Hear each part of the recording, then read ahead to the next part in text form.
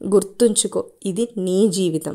General బోగిలో వెళ్ళిన, first క్లాస్లో ప్రయాణించిన, స్టేషన్ రాగానే ఒక్కసారే దిగిపోతారు. పక్కన ఎంతమంది ఉన్నా, ఎంత సంపాదన ఉన్నా ఏంటి, 30 లక్షల కారైనా 3000 సైకిల్ అయినా రోడ్డు మీద వెళ్లాల్సిందేగా. 10 అంతస్తులు మేడైనా పూరి గుడిసైనా వదిలిపెట్టి రావాల్సిందేగా.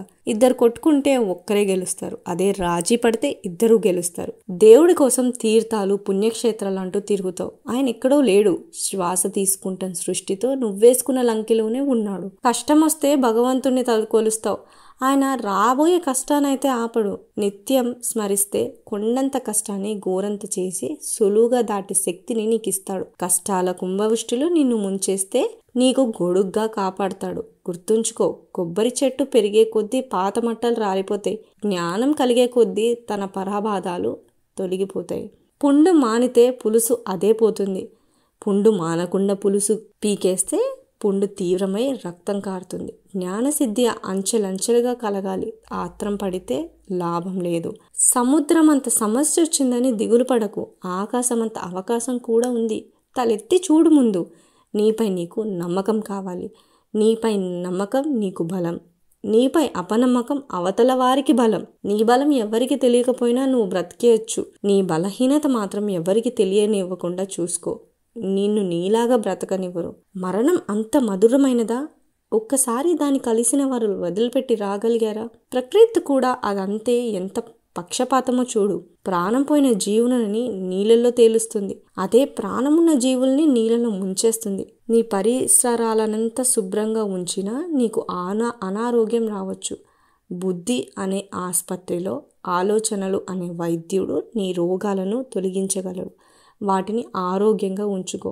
వెంట రాని ఇంటిని ఒంటిని రోజు కడుగుతావు, నీ వెంట వచ్చే మనసుని ఎప్పుడు కడుగుతావు. నిజాయితీ పరులు సింహం లాంటి వాళ్ళు. సింహం కూర్చోడానికి సింహాసనం ఎందుకు? అది ఎక్కడ కూర్చుంటే అదే సింహాసనం కదా. నిజమైన నిజాయితీ పరులకు గుంపు అక్కర్లేదు.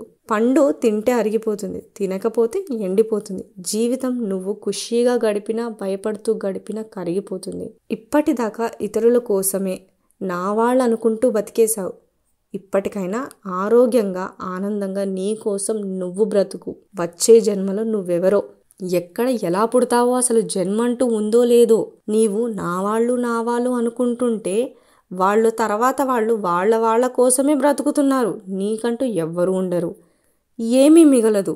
అర్థం చేసుకుంటే పుట్టించినందుకు పోయేందుకు మన ప్రయాణం ఈ మాత్రం దానికి పుట్టామెందుకో అని తెలియకుండా తెలుసుకుంటే తెలుసుకోవడంలోనే కిటుకుంది. అందుకే ఈ జీవితం అంతా. మరణం దగ్గర పడితే మహాసత్యాలు బయటపడతాయి.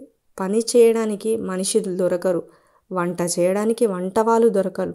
రోగం వస్తే నీ బంధువులు భరించడానికి ఎవ్వరూ దొరకరు. వస్తువు పోతే దొరకచ్చు, జీవితం పోతే మళ్ళీ దొరకదు. తెరపడే రోజు ఏం తెలిసినా ప్రయోజనం ఏమిటి? మానవులుగా బతకడం కాదు, మానవత్వంతో బతకాలి.